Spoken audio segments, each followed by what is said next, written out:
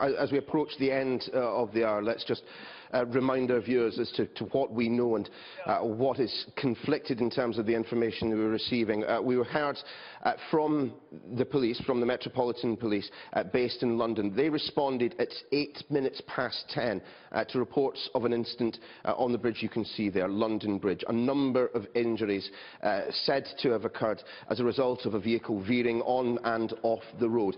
We spoke to Will Heaven, a journalist with The Spectator magazine, who was heading across the bridge at that point.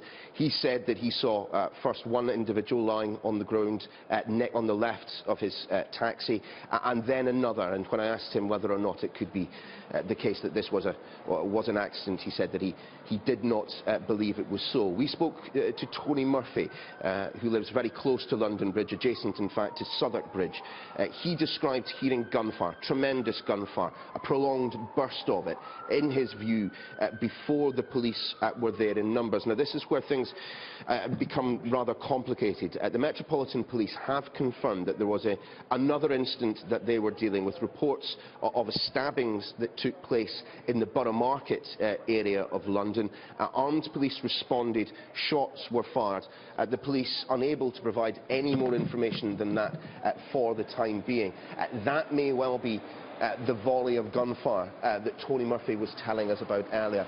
We then also spoke, in fact our cameraman Pete has been diligently providing these pictures this evening as the cordon continues to be pushed back and back and back.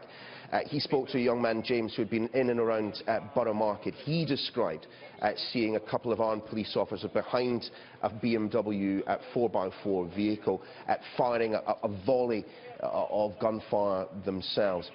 We are now hearing from the Metropolitan Police that there is a third incident that they are investigating, at this time in and around the Vauxhall area of South London.